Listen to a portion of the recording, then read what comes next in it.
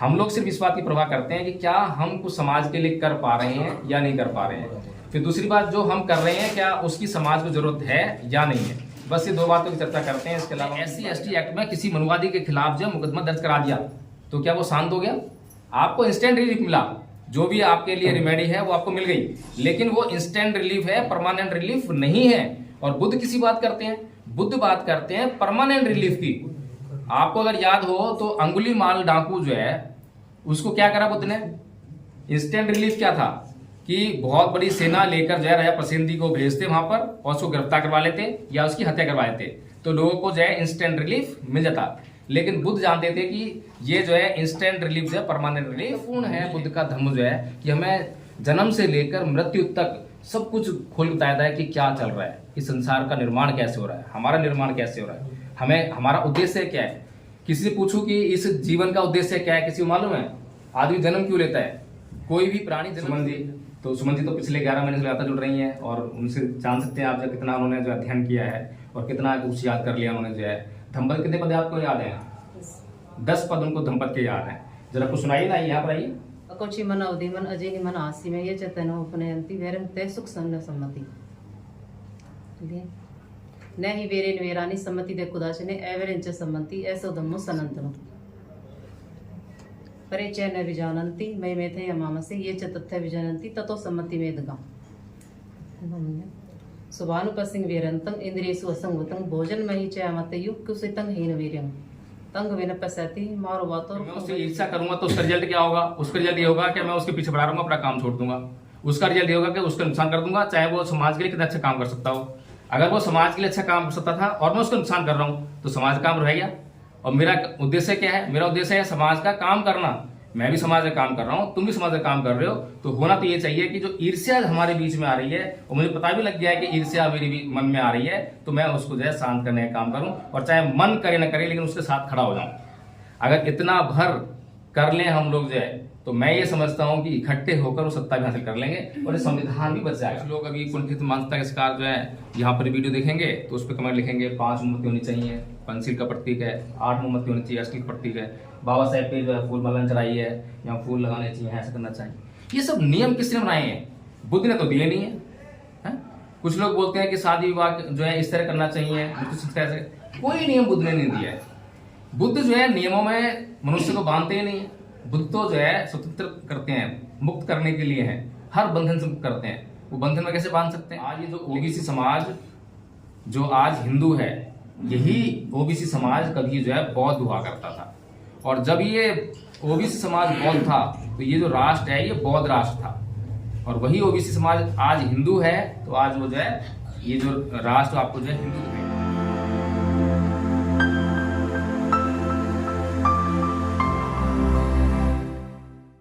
बहुत अच्छा वक्ता नहीं हूँ, बहुत खराब वक्ता हूँ, लेकिन चर्चा करने जानता हूँ बस, और चर्चा ही करेंगे। आज संविधान दिवस मना रहे हैं और संविधान दिवस मनाने की हमें खुशी हो रही है। खुशी इसलिए हो रही है क्योंकि संविधान हमारे अपने आदमी, हमारे अपने समाज के आदमी, हमारे अपनी जाति के आदमी, उसके द्वारा लिखा गया और इसलिए हम जो है संविधान दिवस मना रहे हैं। तो दुनिया में तमाम देशों में संविधान लिखे गए हैं, लेकिन इस तरह का सेलिब्रेशन शायद होता हो। यहाँ पर इसलिए होता है क्योंकि हम लोगों को जो है प्रताड़ित किया गया, दबाया गया, शोषण किया गया, अत्याचार किया गया और उस शोषित समाज में से निकलकर किसी ने जो है मसीहा के रूप में काम किया और संविधान लिखकर हमें दिया और हमारे जितने भी जो कष्ट थे उन सब का निवारण जो संविधान में दे दिया। तो इसलिए ये जो सेलिब्रेशन है तो बनता है। लेकिन एक अहम मुद्दा और भी है कि 26 नवंबर 1949 को ये जो संविधान बनकर तैयार हुआ और संविधान सभा को सौंप दिया गया, लेकिन लागू जो है 26 जनवरी 1950 को हुआ। अब इंटरनेशनल लेवल पर जो पहचान बनती है वो 26 नवंबर 1949 की नहीं बनती है, वो बनती है 26 जनवरी 1950 की। तो बाबा साहेब का नाम जो कि इंटरनेशनल लेवल पे होना चाहिए, आज कहीं ना कहीं हम ये कहें कि हमें एक झुंझुना पकड़ा दिया है। उनको 26 नवंबर हम सेलिब्रेट करते हैं, शायद किसी को तकलीफ नहीं है इस देश में। इस देश के मनुवादी लोगों को बिल्कुल तकलीफ नहीं है कि भाई ये तो दलितों का दिन है। इस देश में 26 नवंबर जो भी 1949 का दिन था, आज 26 नवंबर को सेलिब्रेट कर रहे हैं। तो ये सेलिब्रेशन अगर कोई करता है इस देश में तो सिर्फ और सिर्फ बहुजन समाज करता है। मुझे कहने में कोई गुरेज नहीं है। गलत कह रहा हूँ, सही कह रहा हूँ? और बहुजन समाज में भी बहुत छोटा तबका जो जाग गया है, जो जागरूक हो गया है, जो समझता है, जो संघर्ष कर रहा है। तो इस तरह से हमने परम पूज्य बाबा साहब डॉक्टर भीमराव अम्बेडकर को कहने सीमित कर दिया है। तो मेरा एक विचार है कि 26 नवंबर से ये प्रोग्राम जो है स्टार्ट होना चाहिए और 26 जनवरी को जो है ये चरम पर होना चाहिए। उस दिन इतने बड़े लेवल पे प्रोग्राम हो ताकि जो है, क्योंकि उस दिन जो है सारी मीडिया और पूरी दुनिया से जो है हमारे जो क्या नाम है अतिथि भी इस सेलिब्रेशन में आते हैं। पूरी दुनिया नजर उस दिन पे होती है। तो ये तो हो गई संविधान दिवस पे बात जो है संविधान के अंतर्गत, और संविधान के अंदर जो हक अधिकार हैं उन पर तमाम वक्ताओं ने रोशनी डाल दी है। एक कहानी है छोटी सी कि एक बार एक बुढ़िया की सुई खो गई और वो खंबे के नीचे, खंबे में बल्ब लगा हुआ था और उसमें रोशनी हो रही थी, वहां पर जो है वो अपनी जो सुई है वो ढूंढने लगी। एक आदमी भी आके उसकी हेल्प करने लगा, ढूंढने लगा वहां पर जो है। बहुत देर हो गई, सुई नहीं मिली।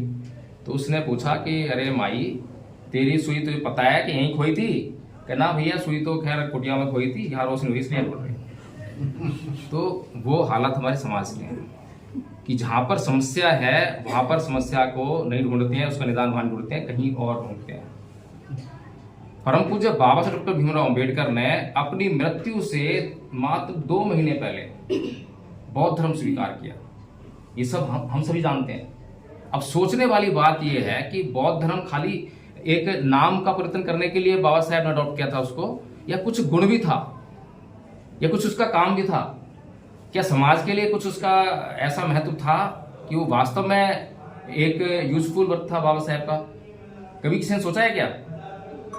अधिकतर लोग जो है धर्म परिवर्तन करते हैं और धर्म परिवर्तन के नाम पे होता यह है कि नाम का परिवर्तन कर लेते हैं। पहले मैं हिंदू था, बौद्ध बन गया। पहले मेरे नाम के आगे कुछ लगता था, अब मेरे नाम के लग गया अविनाश बौद्ध, नीलम बौद्ध, जयभीम प्रकाश बौद्ध। उसके बाद क्या और क्या परिवर्तन होता है? पहले मैं आता था मंदिरों में, अब जाता हूँ बुद्ध विहार में। इतना परिवर्तन। लेकिन क्या वास्तव में इसी परिवर्तन के लिए परम पूज्य बाबा साहब डॉक्टर भीमराव अम्बेडकर ने धर्म परिवर्तन किया था? ये सोचने वाली बात। अभी हम कह रहे हैं कि संविधान हमारा खतरे में है। कैसे खतरे में पड़ गया? कौन उसमें जिम्मेदार है? परम पूज्य बाबा साहब डॉक्टर भीमराव अम्बेडकर की राइटिंग एंड स्पीचेस की बात अभी दीपक राज जी कर रहे थे और उन्होंने साफ साफ कहा कि हमें पढ़ना चाहिए। पढ़ेंगे तो पता लगेगा कि परम पूज्य बाबा साहब डॉक्टर भीमराव अम्बेडकर ने कितना रिसर्च किया है। हमारी कोई भी ऐसी समस्या नहीं है जिस पर उन्होंने जो है काम न किया हो, जिस पर उन्होंने कुछ कंक्लूजन निकाल कर हमें न दिया हो, जिस पर उन्होंने रास्ता हमें न दिया हो। ऐसा मुझे बता दें, कोई भी प्रश्न चिन्ह लगा कर बता दें कि ये प्रश्न है जिसका जवाब बाबा साहब ने नहीं दिया। बताइए कोई भी यहाँ बैठे हुए आप लोगों में से कि कोई भी ऐसा प्रश्न उठाइए जिसका जवाब बाबा साहब ने ना दिया हो।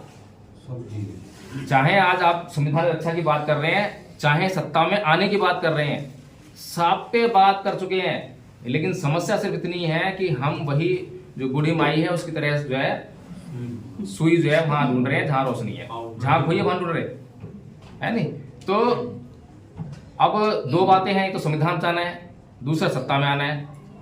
तो समस्या क्या है और समस्या का निदान क्या है?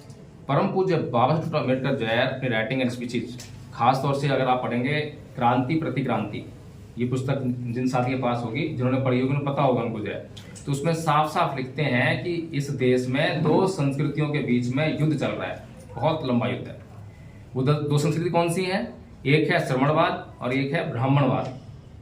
ब्राह्मणवाद जो कि शोषण और अत्याचार का प्रतीक, और उसने शोषण अत्याचार करके समाज में जो है इतना नुकसान कर रखा था, जिस नुकसान की भरपाई और उससे उबारने का काम जो है तथागत बुद्ध ने किया।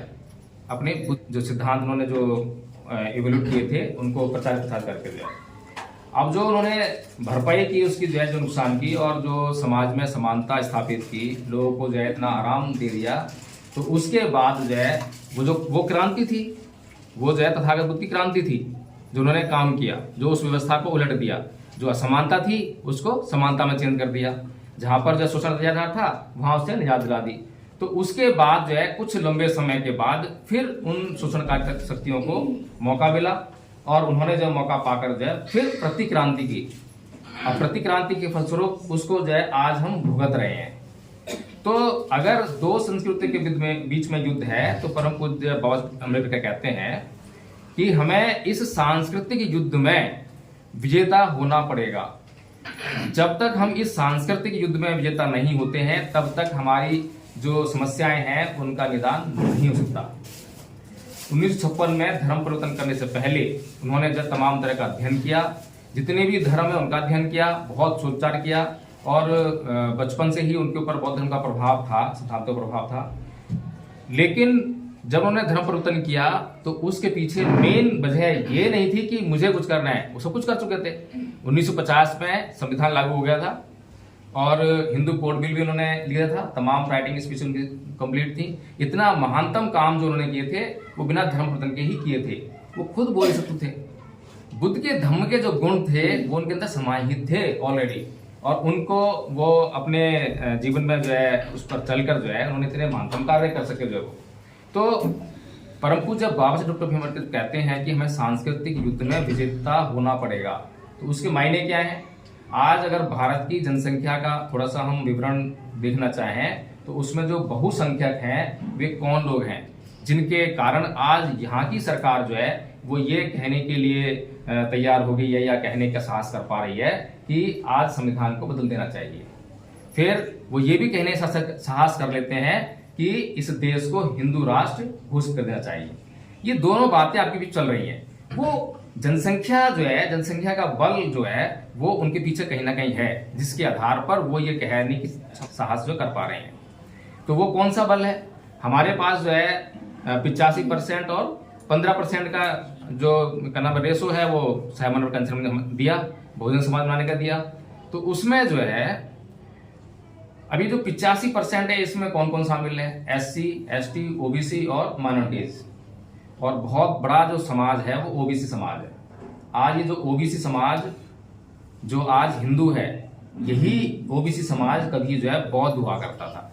और जब ये OBC समाज बौद्ध था तो ये जो राष्ट्र है ये बौद्ध राष्ट्र था। और वही OBC समाज आज हिंदू है तो आज वो जो है ये जो राष्ट्र आपको जो है हिंदू दिखाई देता है। और आज हिंदू राष्ट्र की संकल्पना को ये कहने का जो है साहस कर पाते हैं। तो कहने का मतलब सिर्फ इतना ही है कि हमें जिस बात की सख्त से सख्त जरूरत है, हमें जरूरत है सांस्कृतिक परिवर्तन की। धर्म परिवर्तन का मामला जो है सांस्कृतिक परिवर्तन होना चाहिए, ये हमने कभी समझने का प्रयास शायद ही किया हो। अभी जो हम लोग पहले हिंदू थे, हम सभी लगभग हिंदू रहे होंगे, तो हिंदू रहते हुए जो जो हमारे अंदर कमियां थी, चित्त में जो बीमारियां थी, क्या बौद्ध होने के बाद वो चित्त की जो बीमारियां हैं उनमें कुछ परिवर्तन हुआ या वैसी की वैसी बनी हुई है? उदाहरण के लिए जब मैं हिंदू था तो मैं बहुत गुस्सा करता था, बहुत क्रोधी था। क्या बौद्ध बनने के बाद उसमें कुछ परिवर्तन आया? कुछ आया क्या? काम, क्रोध, मोह, लोभ, द्वेष, तृष्णा, ईर्ष्या से मैं जल रहा था, है? तमाम विकार मेरे भीतर थे हिंदू रहते हुए। क्या बौद्ध बनने के बाद मैंने उन विकारों पर काम करना शुरू किया? क्या नहीं शुरू किया। अगर मैं कुछ अपने चित्त में परिवर्तन कर ही नहीं रहा हूं और मैं मंदिर जगह बुद्ध विहार में जाकर रोज धूप जमा रहा हूँ, रोज फूल चढ़ा रहा हूँ, फूल माला चढ़ा रहा हूँ, तमाम तरह के नियमों का पालन कर रहा हूँ, क्या फायदा उसका? अभी यहाँ पर जो है 4 मोमबत्ती लाई हुई है।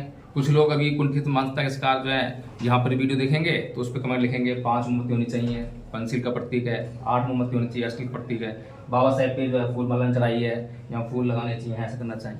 ये सब नियम किसने बनाए हैं? बुद्ध ने तो दिए नहीं है।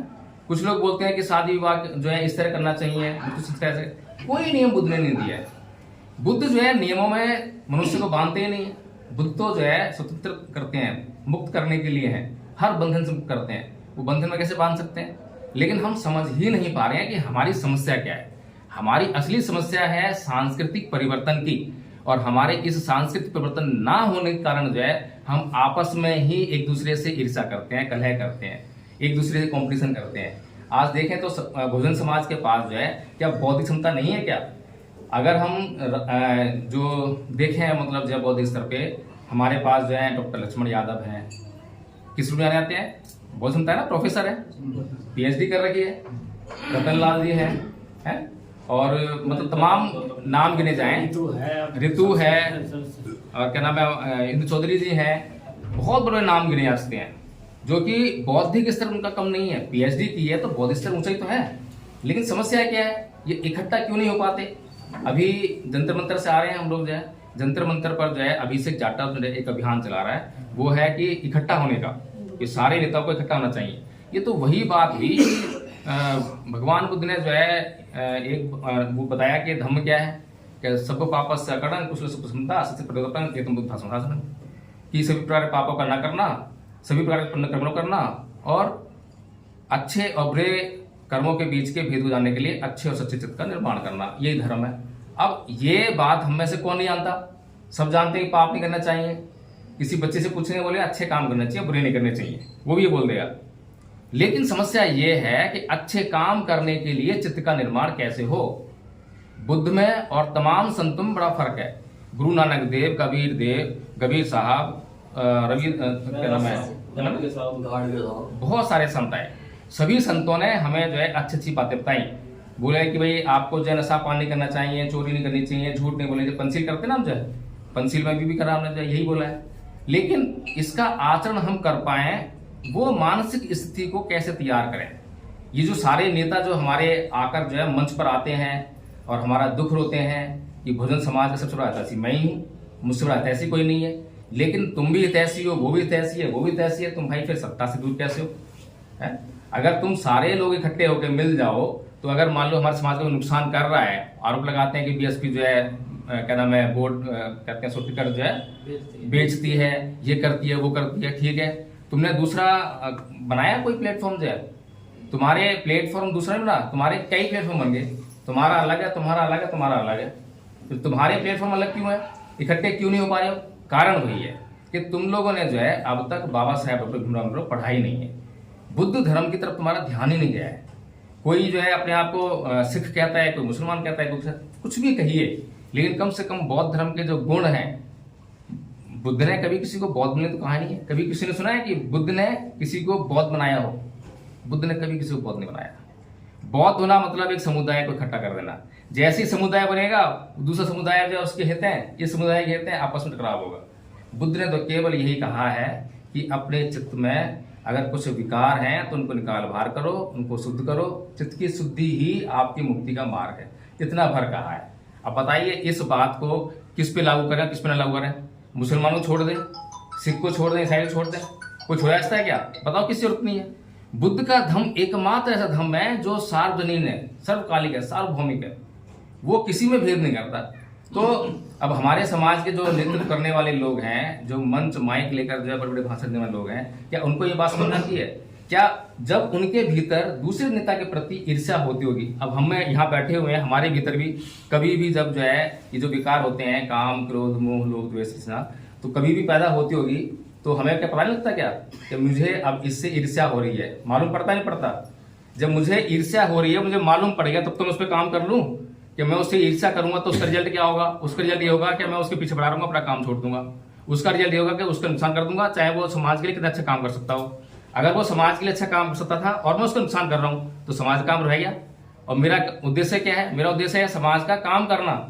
मैं भी समाज का काम कर रहा हूँ, तुम भी समाज का काम कर रहे हो। तो होना तो ये चाहिए कि जो ईर्ष्या हमारे बीच में आ रही है, और मुझे पता भी लग गया है कि ईर्ष्या मेरे भी मन में आ रही है, तो मैं उसको जो है शांत करने का काम करूँ, और चाहे मन करे न करे लेकिन उसके साथ खड़ा हो जाऊँ। अगर इतना भर कर लें हम लोग जो है, तो मैं ये समझता हूं कि इकट्ठे होकर वो सत्ता भी हासिल कर लेंगे और ये संविधान भी बच जाएगा। संविधान बचाना इतना आसान था, लेकिन आज हमने संविधान बचाना इतना मुश्किल कर दिया है कि 18 अप्रैल का जो आंदोलन, 18 का उसका 2 अप्रैल का 2 अप्रैल का जो आंदोलन हमें करना पड़ा, रोड को उतर कर, इतनी हिंसा हमें करनी पड़ी, इतनी हिंसा हमें झेलनी पड़ी, वो सब जो है हमारी क्या कहते हैं उसको जो है कि नहीं, हमारी जो है बदअकली के कारण हुआ कि हमने जो थोड़ा दिमाग लगाया नहीं। बाबा साहब डॉक्टर भीमराव अम्बेडकर ने संविधान के माध्यम से, चाहे कोई आदमी अनपढ़ है चाहे पढ़ा लिखा है, सबको जो है प्राइम मिनिस्टर बनने का अधिकार दिया है ना सबको जो है। लेकिन हमने उस वोट का अधिकार जो है उसका इस्तेमाल करने की भी सोची नहीं कि हम कैसे करें और कैसे करवाएं समाज से जो है, इस पर कोई फोकस नहीं है। अभी एक चीज देखें कि हमारे समाज का जो पढ़ा लिखा वर्ग है, जिसने नौकरी प्राप्त कर ली है, कोई IAS है, कोई IPS है, बड़े बड़े अधिकारी जो है, उनकी टेंडेंसी क्या चलती है कि पूरी जिंदगी जो है मैं नौकरी करूं, उसकी नौकरी के पूरे मजे लिया, उस पर रिटायरमेंट होने के बाद जो मैं समाज में निकलूं, फिर जो है MLA MP बनने का लिए मैं चुनाव लड़ूं। ये टेंडेंसी बहुत से लोग तो पार्टी बना के काम करते हैं। होना क्या चाहिए? होना ये चाहिए कि ये बुद्धिजीवी वर्ग है, इस बुद्धिजीवी वर्ग को जो है, इस जो समाज में जो क्या नाम है बेरोजगार युवा हैं, अपनी जो शक्ति को जो है वैसी वेस्ट कर रहे हैं, उनको इकट्ठा करके, उनको ट्रेंड करके उनको नेता बनाए। अगर उनको नेता बनाने का काम करे और उनको चुनाव लड़वाए तो उससे शक्ति पैदा होगी। भाई एमएलए एमपी तुम बनो लोकसभा में, और क्या नाम है विधानसभा में तुम लोग जाओ, तुम्हें चुनाव लड़ाएंगे, तुम्हें पैसा लगाएंगे तुम्हारे पीछे, और तुम्हें जो हमारी सारी जितनी भी हमारी कैपेबिलिटी है सब तुम्हारे पीछे लगाएंगे। जब कोई भी विधानसभा में आप एमएलए जिताकर भेजते हो तो वहां पर जो है आपको एक ताकत मिलती है। केजरीवाल ने यहाँ पर सरकार बनाई दिल्ली में, तो 2 राज्यसभा में एमपी भेजने की ताकत मिली, उसको मिली ना, डायरेक्ट भर्ती थी वो जो है। वो कोई चुनाव लड़के तो नहीं गए, वो चुनाव लड़के नहीं गए ना। तो ऐसी शक्ति जो है, जब भी आप विधायक बनाओगे, जब भी आप लोकसभा में लोगों को जिताकर भेजोगे तो आपको भी वो शक्ति मिलेगी। तब वहां पर बुद्धिजीवी वर्ग का काम है, विधान परिषद में काम है, राज्यसभा में काम है, यहाँ पर बुद्धिजीवी वर्ग का काम है। तो यही बुद्धिजीवी वर्ग थोड़ा सा अगर पेशेंस रखे और यही जो मैं बात कर रहा हूँ बुद्ध के धर्म को मानने की, अच्छी तरह से मानने की, इस पर चलने की, अगर ये काम कर ले, अपने भीतर से कॉम्पिटिशन निकाल दे, ईर्ष्या निकाल दे, जलन निकाल दे, और आपस में जो है इकट्ठा होने के लिए संघ का निर्माण कर ले, संघ के नियम तय कर ले, संघ के काम तय कर ले, तो यही जो बुद्धिजीवी वर्ग है बहुत बड़े पैमाने पर जो है जब समाज को जोड़ने का काम करे और समाज का फिर विश्वास आएगा। आज समाज में ये प्लेटफॉर्म लेके जा रहा है, कोई ये पार्टी लेके जा रहा है, अब समाज क्या करे? किसी को चंद्रशेखर लग रहा है अच्छा, किसी को मायावती से लड़ रही है, किसी को रतनलाल, किसी को लक्ष्मण यादव। अब किसको वोट करे समाज? और सबको अगर मान लो बांट दें वोटों जो है तो समाज क्या जीत पाएगा? क्या 85% बन पाएगा? क्या बहुजन समाज बन पाएगा? हम लोगों के पास जो है इतनी बड़ी ताकत है, इतनी बड़ी शक्ति है। काय की शक्ति है? बाबा साहेब संविधान शक्ति है। काय की शक्ति है? बुद्ध के धम्म की शक्ति है? हमारा चित्त जो शुद्ध होना चाहिए, लेकिन हमारा ही चित्त जो है विकृत है। जबकि जिसको हम दुश्मन कह रहे हैं वो अपने चित्त को हमेशा जो शुद्ध रखता है। आप आरएसएस को देखिए, आरएसएस से पहले क्या काम करती है? जो भी उसके अंदर आते हैं, भर्ती लेते हैं, 3 साल का कोर्स मेरे ख्याल से उनका होता है, प्रथम वर्ष का, द्वितीय वर्ष का, तृतीय वर्ष का, 3 वर्ष की ट्रेनिंग देते हैं। और क्या सिखाते हैं उसमें कि सबसे पहले इसको जो मंच माइक की जो प्रलोभन होता है वो इसके अंदर निकालना है, ये जो साधारण कार्यकर्ता बनाना है। बड़े से बड़े नेता होगा, बड़ा करोड़पति होगा, जो भी आएगा पहले उसको जो है साधारण बनाना है।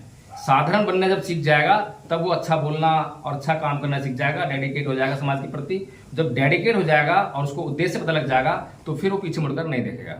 तो हम लोग, मैं ये समझता हूँ कि हम लोगों को जो है, जो हमारे आदरणीय नेतागण हैं, उनको ये सब बातें समझाने का काम करने का मौका मिले।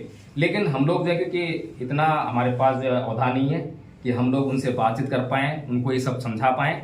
हमारी इतनी औकात नहीं कि हम मायावती को समझा पाएँ, है क्या हमारी कोई? हम उनसे बात नहीं कर सकते। तो हम क्या करें? तो हम लोगों ने जो है अपना एक धम्मपथ ट्रस्ट शुरू किया। पिछले 11 महीने में जो है हमने बहुत से लोगों को ट्रेन करने का प्रयास किया, और जो लोग कभी कुछ बोलना भी नहीं जानते थे ढंग से जो है, तो उन्होंने जो है पाली में बहुत सारा लिटरेचर याद किया। और संस्कार जो है, हम चाहते हैं कि जो संस्कार जो है हमारे घर में, बर्थडे हम मनाते ही बच्चों का, विवाह संस्कार होते ही हैं, गृह प्रवेश संस्कार भी होते ही है, तमाम वो संस्कार होते ही हैं। लेकिन कई बार क्या होता है कि हमें या तो सुविधा नहीं मिल पाती है या लोग नहीं मिल पाते हैं, तो उसकी वजह से जो है हम उन्हीं संस्कारों को अडॉप्ट कर लेते हैं जो अब तक करते आए हैं। उदाहरण के लिए बर्थडे हम सेलिब्रेट करते हैं, तो बर्थडे हम कैसे मनाते हैं? वही केक और वही मोमबत्ती, और मोमबत्ती हम बुझा देते हैं। बुद्ध कहते हैं कि दीपक जलाओ, और हम दीपक को बुझा रहे हैं, उल्टा काम कर रहे हैं। तो अगर हम थोड़ा सा अगर हम समझ जाएं कि बच्चे का जो बर्थडे है उसको कैसे सेलिब्रेट करना है, इसका थोड़ा सा छोटा संस्कार है, उसको सीख जाएं, तो उसी संस्कार से हम अपने बच्चों का भी सेलिब्रेशन करेंगे। और जब हम बच्चों का बर्थडे मनाएंगे तो हमारे रिश्तेदार आएंगे, अड़ोसी पड़ोसी आएंगे, जो भी जानकार लोग वो आएंगे, और उसमें एक छोटा सा देशना का प्रोग्राम रखते हैं। हम खुद ही रख लें, हम खुद ही करें देशना जो है, जरूरत नहीं है किसी को, अगर कोई बौद्धिक छू अवेलेबल है तो उसको बुला लें, नहीं तो हम खुद देशना करें, बताएं लोगों को कि बुद्ध के धम्म की क्या ताकत है, बुद्ध का धम्म क्यों जरूरी है, और बुद्ध के धम्म के बिना जो है कितना अनिष्ट हो रहा है इस देश में जो है। तो अगर हम इतना प्रोग्राम करने लग जाएं तो मैं समझता हूँ बुद्ध का धम्म धीरे धीरे जो है प्रचार प्रसार होने लग जाएगा। तो यही कार्य हम लोगों ने पिछले 11 महीने में किया है कि हम लोगों ने जो है लगातार लोगों को, जो भी हमसे जुड़े हैं, उसमें प्रथम वर्ष, द्वितीय वर्ष और तृतीय वर्ष, 3 वर्ष का हमने भी सिलेबस तैयार किया है। और प्रथम वर्ष का सिलेबस जो है वही जो आज हमने किया है, ये प्रथम वर्ष सिलेबस है। वंदना करना सिंपल, वंदना साथ में जो धम्मपद के 5 पद याद करा रखे हैं, वो अपना उसके आधार पे जो है आधा घंटे के 1 घंटे की देशना कर सकता है, कोई भी आदमी बता सकता है कि धम्म क्या है। उसके बाद जो है जो द्वितीय वर्ष का जो कोर्स है वो संस्कार का है, यानी कि जितने भी हमारे जीवन संस्कार होते हैं उनको जो है हम जान जाएं कि कैसे उनको करवाना है। तो हमारे पास संस्कारकर्ता पैदा हो जाएंगे। फिर तीसरे वर्ष का जो कोर्स है उसमें जो है बुद्ध के धम्म के जो गूढ़ तत्व हैं, जो सिद्धांत हैं, उनकी जानकारी हासिल करना, उनका अध्ययन करना। ये इस तरह से 3 वर्ष का जो हमने कोर्स जो है तैयार किया है। तो इसीलिए जो है अभी हमारे बीच में जो है 2 साथी आप हैं, सोनू जी हैं और आप हैं सुमन जी। तो सुमन जी तो पिछले 11 महीने से लगातार जुड़ रही हैं और उनसे जान सकते हैं आप जो कितना उन्होंने जो अध्ययन किया है और कितना कुछ याद कर लिया उन्होंने जो है। धम्पद कितने पद आपको याद है? 10 पद उनको धम्पद के याद हैं। जरा कुछ सुनाइए ना, यहाँ पर आइए। मनोपुगमा दम्मा मनोसेठा मनोमया मनसा जय पसनेन पदुठेन वास्ति वा करोति वा ततो न दुखम नवेति छवैतम। मन सभी प्रवृत्ति का हुआ और मन ही उनका प्रदान है, सभी मन से उत्पन्न होती है। यदि कोई बुरे मन से कार्य करता है तो दुख उसका उसी प्रकार पीछा करता है, जैसे गाड़ी खींचने बैल पैरों का। अकोची मन अवधि मन अजय मन आसी में ये चेतन उपनयंती वैरम तय सुख सन्न सम्मति न ही वेरेन वेरानी सम्मति दे कुदाचने एवरेंच सम्मति ऐसो धम्मो सनंतनो परिचय न विजानंती मय मेथे यमामसे ये च तथ्य विजानंती ततो सम्मति मेदगा। सुभानुपसिंग वेरंतं इंद्रियसु असंगतं भोजन मही च अमतयु कुसितं हीन वीर्यं तंग वेन पसैति मारो वातोर खंग वे दुबलंग। अगली 10वीं है असुभानु असुभानुपसिंग वेरंतं इंद्रियसु सुसंगवतं भोजन मही च अमतयु सदंग आर्धयं तंग वे पसैति तंग वे न पसैति मारो वातो सैलंग पवतं। जी ऐसे हमारे पास जो है लगभग कितने लोग हैं दीपक जी मीटिंग में? लगभग 11 लोग हैं जो जानते हैं। 11 लोग ऐसे हैं जो ये धम्पद के 10, किसी ने 12, किसी ने 15 जय मंगल अटका था और उसमें खमाई याचना, सीली याचना ये सब सीख चुके हैं, मुझे करा चुके हैं। थोड़ी सी क्योंकि यहाँ पे आकर बोलने बड़ा हेजिटेशन होती है तो उसका देखने को फर्क है। तो ये जो जैसे कि पहले पद में बोला कि मनोपुगंगमा धम्मा मनोसेठा मनोमया मन सत्य पदुठेन वासति वा करोति वा तो नंग दुख मनवेति चक्कंग व गत पदन कि मन ही सभी प्रवृत्तियों का अगुवा है। आज मन पर कितनी बड़ी रिसर्च हुई है। अभी आप लोगों ने एक मूवी देखी होगी, द सीक्रेट मूवी है, मैंने देखी तो मैं बड़ा आश्चर्यचकित रह गया। मैं कहा ये इतना बड़ा ज्ञान मतलब है कि लॉ ऑफ अट्रैक्शन की एक दूसरे को आकर्षित करती हैं, कैसे आकर्षित करती हैं, उसको जब हमने प्रैक्टिकल के देखा तो वास्तव में ऐसा होता है। लेकिन यही ज्ञान जिसको इंस्ट्रूमेंट तमाम इक्विपमेंट्स के द्वारा जो है तमाम वैज्ञानिक और डॉक्टर मिलकर जो है ये खोज कर रहे हैं कि एक दूसरे को चीज़ आकर्षित कर रही हैं और मन से ही सब कुछ चलता है। तो यही चीज़ आज से 2600 साल पहले तथागत बुद्ध ने ये पहली गाथा में कहा है, धम्पद गाथा में। और बुद्ध ने कैसे किया, कैसे कहा है, वो कौन सा ज्ञान था, वो कौन सा तरीका था। तो हमें वो तरीका जो है, जिस तरीके से बुद्ध ने प्रज्ञा को हासिल करके इस संसार को सुखमय बनाने का काम किया, तमाम जो भी व्यक्ति, कोई भी व्यक्ति, अब हम लोग जो है मोटे मोटे तौर पर जो है वंदना कर ली, हमने वंदना में 5 सील पढ़ लिए, लेकिन 5 सील हम जो है फॉलो कर लिए तो कर लिए, नहीं करे तो नहीं करे, उसके बाद कुछ नहीं है। बहुत अधिकतर लोग जो है अष्टांगिक मार्ग भी नहीं जानते होंगे कि अष्टांगिक मार्ग क्या होता है। अष्टांगिक मार्ग जानते हो तो उसको फॉलो कैसे करते हैं, काम कैसे करता है, बुद्ध के और कौन से सिद्धांत, कितना महत्वपूर्ण है बुद्ध का धर्म जो है कि हमें जन्म से लेकर मृत्यु तक सब कुछ खोल बताया है कि क्या चल रहा है, इस संसार का निर्माण कैसे हो रहा है, हमारा निर्माण कैसे हो रहा है, हमें हमारा उद्देश्य क्या है। किसी से पूछूं कि इस जीवन का उद्देश्य क्या है, किसी को मालूम है? आदमी जन्म क्यों लेता है, कोई भी प्राणी जन्म क्यों लेता है, उद्देश्य क्या है? मैंने यही प्रश्न किया था। मैं बाई बर्थ बुद्धिस्ट हूँ, मेरे पिताजी ने बुद्धिज्म अपनाया था और हमारे यहाँ भी एक संस्था थी बौद्ध मैत्री संघ करके जो है, तो वे लोग बहुत एक्टिविटीज करते थे। तो उनसे मैंने यही प्रश्न किया कि साहब मुझे एक प्रश्न तंग कर रहा है। वो प्रश्न ये है कि हम जन्म क्यों लेते हैं? जन्म लेते हैं, स्ट्रगल शुरू आता है, बड़े होते हैं, बड़े होते हमारे को बहुत स्ट्रगल करना पड़ता है, पढ़ाई लिखाई करनी पड़ती है, इतनी अध्ययन करना पड़ता है, फिर नौकरी हासिल कर ली, फिर नौकरी करते हैं पूरी जिंदगी, फिर मर जाते हैं। क्या मरने के लिए हमने जो है जन्म लिया था? तो समझ में नहीं आ रहा कुछ जो है। तो मैंने पूछा तो कोई जवाब नहीं था। जब हमारे पास किसी प्रश्न का जवाब नहीं होता तो सामने से जो है थोड़ा सा विश्वास कम होता है। अब बुद्ध जो है इस बात का प्रश्न का आपको उत्तर देते हैं, लेकिन बुद्ध जो उत्तर देते हैं वही जान पाएगा जो अध्ययन करेगा। अध्ययन से हमारा कोई नाता नहीं है। बुद्ध और उनका धम्म परम पूज्य बाबा साहब डॉक्टर भीमराव अम्बेडकर ने बड़ी मेहनत के द्वारा तैयार किया। हम में से कितने लोग हैं जिन्होंने उसका एक बार अध्ययन कर लिया है? एक बार बताएं जरा, एक बार अध्ययन कर लिया पूरी किताब का? कोई है हम में से? सर मेरी खत्म होने वाली है। हाँ, खत्म वाली है। आप तो छापने कर रहे हैं कल से, वही अध्ययन है ना। हाँ चलो, आधी का कितने कर लिया? आधी पुस्तक का अध्ययन कर लिया हो? कुछ का हो गया सर। पर 2 बार हो गया अधिकार, हाँ। पहले भी किया हुआ है। तो कहने का मतलब ये है कि हम खाली नाम लेने से, अभी हम संविधान के खूब गुणगान कर रहे हैं, बाबा साहब का खूब गुणगान कर रहे हैं, कुछ फायदा होने वाला नहीं है। संविधान के अंदर जो मूल अधिकार लिखे हुए हैं उनकी जानकारी हमें नहीं होगी तो हम अपने अधिकार मांगेंगे कैसे? हैं? हमारे पास जो 51A(H) में क्या लिखा हुआ है, साइंटिफिक टेम्परामेंट की बात लिखी हुई है, सुप्रीम कोर्ट जाके आज का केस दायर करेंगे। संविधान को पढ़ने के बाद पता लग पाएगा। इस तरह से बुद्ध का धम्म है, गुणकारी है। बाबा साहेब ने केवल इसलिए इस धर्म को परिवर्तित नहीं किया था, परिवर्तन नहीं किया धर्म का जो है कि खाली मैं अपने लोगों को बौद्ध बना दूं, और उसके बाद बाबा साहेब जानते थे कि मेरे लोग जिस दिन बुद्ध के धम्म का अध्ययन करने लगे उनके सारे दुख दूर हो जाएंगे। बहुत से लोग बोलते हैं कि संविधान जो है हमारे लिए सर्वोपरि सब कुछ है। मैं कहता हूं कि विनय बुद्ध का धम्म उससे भी ऊपर है। आपको जो संविधान है, संविधान के द्वारा जो कानून है वो क्या काम करते हैं?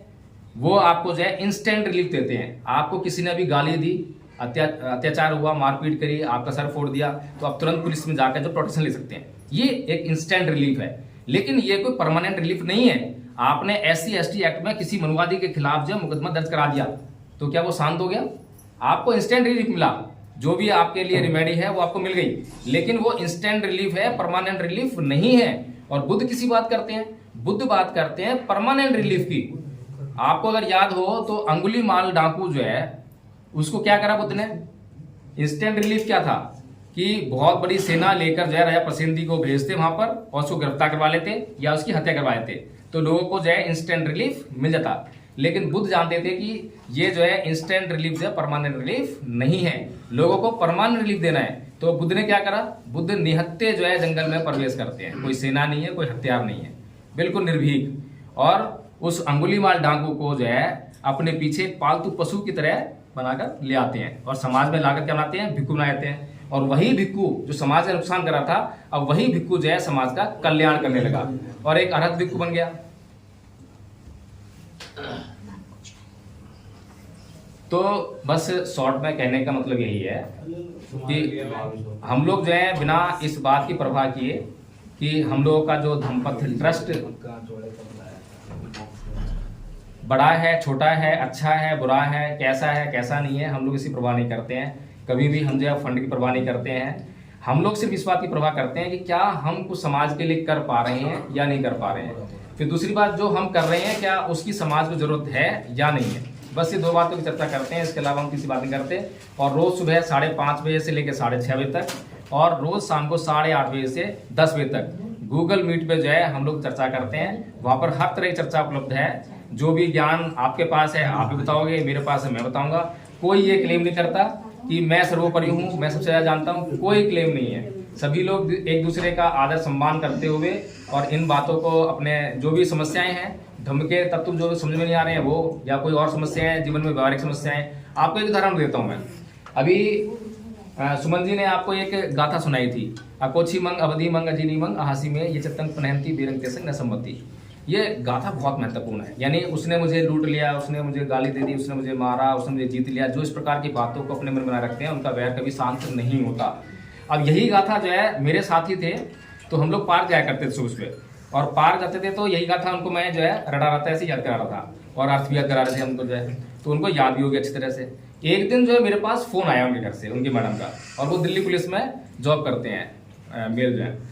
तो उनका फोन आया मैडम का कि ना हमारे घर में झगड़ा हो गया हम दोनों के बीच में और पिछले 3 दिन से हमारे बीच में बोलचाल नहीं है। मैं ठीक है जी, तो प्रकाश जी आप जो जल्दी घर आ जाओ। हम पहुंचे घर पे जो है, जैसे हम पहुंचे तो उसी वक्त वो ड्यूटी से आए थे साहब जो है, तो पानी लेकर आई मैडम जो उनके लिए। और जैसे उन्होंने पानी आगे किया पीने के लिए, तो उनको बोलते हैं कि अगर ये लोग यहाँ पे घर ना आए होते, घर पे ना होते, तो ये पानी का गिलास तेरे मुंह पे दे के मारता मैं। फिर मैंने जो है उनसे सिर्फ छोटी सी बात पूछी कि आप मुझे ये बताइए कि हम रोज सुबह जो है पार्क में एक गाथा याद करते हैं, उस गाथा का मतलब क्या है।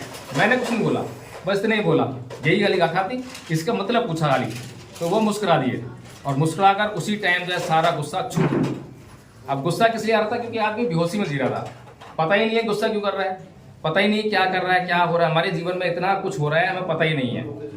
हम विपස්සना करते हैं, विपස්සना में यही सब सीखने का काम करते हैं कि हम अपने जीवन में जागरूक रह के अपने जीवन को जी सकें और जितने भी चित्त में विकार हैं उनको समझ सकें, जान सकें और उनको दूर करने का धीरे धीरे प्रयास करें। बस एक ये प्रयास है। तो इन्हीं सब बातों के साथ में अपनी बात समाप्त करता हूँ।